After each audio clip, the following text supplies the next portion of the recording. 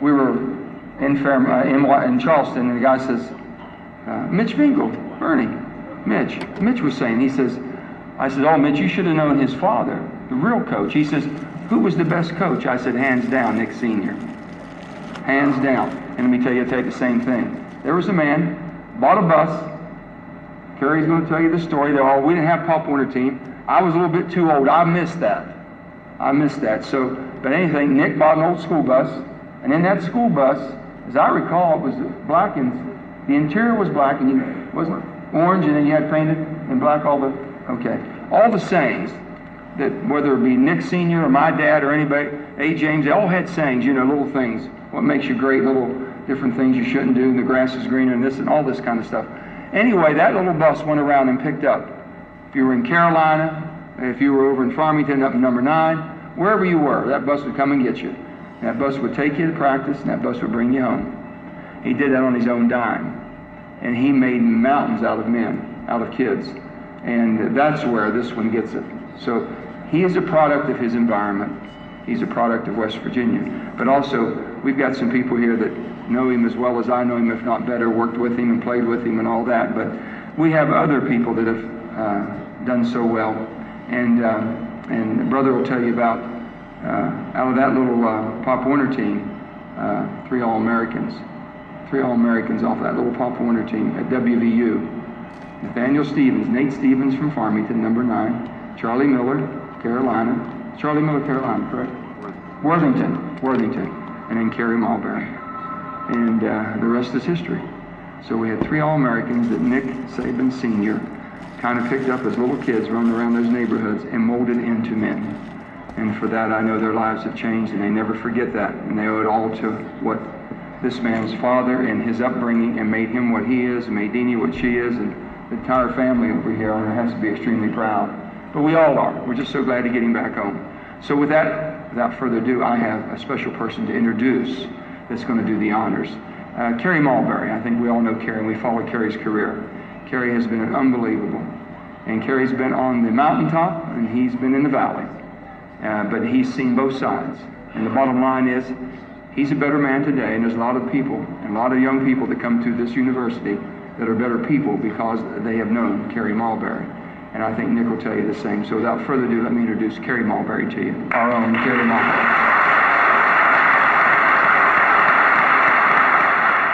I am very honored and proud to be here today to introduce my friend. We had a lot of good times together. We had a lot of success at football. But most of all, I learned more about life from Nick Sr. A lot of times, and a lot of you all know my history, you have your ups and downs. From the sayings that Nick Sr. wrote on the bus, the one I remember most, and I looked at it every day, was treat people kindly on the way up, because you may meet them on the way down. I met those people on the way down. My friends stuck with me, they stuck beside me. Last year, when I found out that I had incurable cancer, I'm on my way with my soulmate that I have now. I got a soulmate finally, thank God. I get a call, and only 5 people in the world have my number. And I couldn't recognize the voice. I said, who's this? He said, this Nick. He's using his professional name. I said, Nick, who? He said, this is brother. I said, oh, brother, how you doing? I was really surprised. He had heard about my situation. I didn't tell him. I'm not the type of person who, I like to keep everything to myself, pretty much. This got out that I had cancer. He gives me a call. He said, I think you ought to get a second opinion. I said, I haven't paid for the first opinion yet.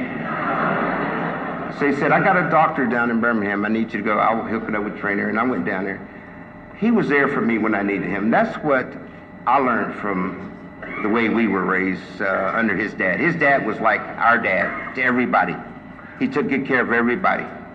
I think he treated brother worse than he treated anybody else. I felt sorry for him many times.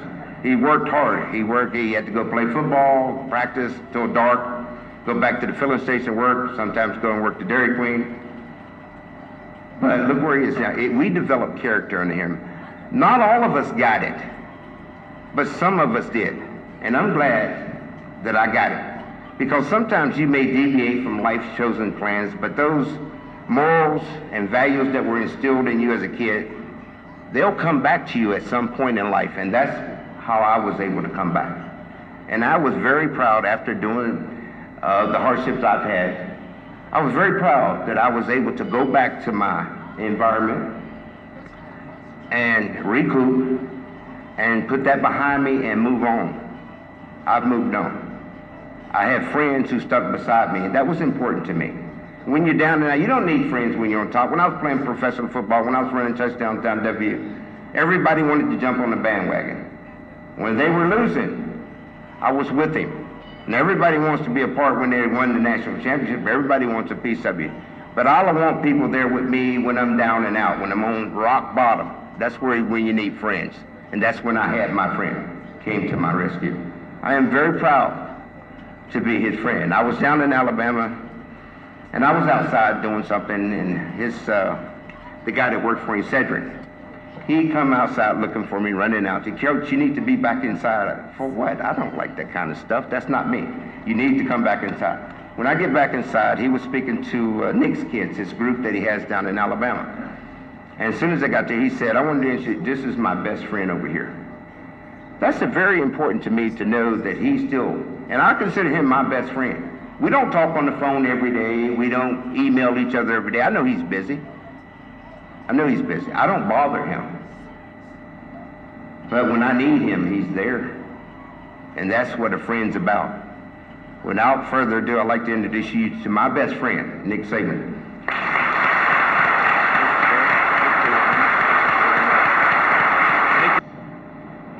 Kerry was the best man in our wedding.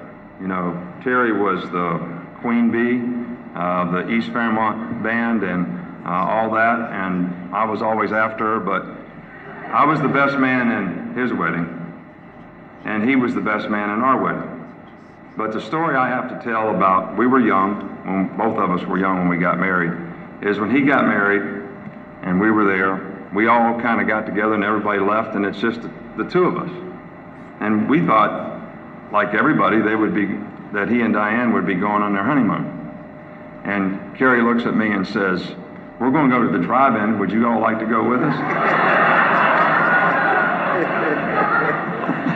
Now, Terry and I had a real extensive, when we got married, it was about a year later, we actually went to the Wheeling Holiday Inn because that was on our way to Kent State. And that's our one-night honeymoon, and we ate at the Big Boy. And the strawberry pie was marvelous. I cooked it on the hospital.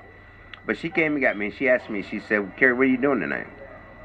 I said, I don't know anybody down here. So she said, I want you to know, me and my fiance are going to take you to dinner. So her and her fiance and her son came and got me, or her girlfriend. And we all went to this seafood place, which I loved. But I was treated with so much hospitality down there that I was overwhelmed. A lot of people in Marion County have done well, including you. And I think it all goes back to having a vision and an attitude that starts in sports. It does. It definitely does.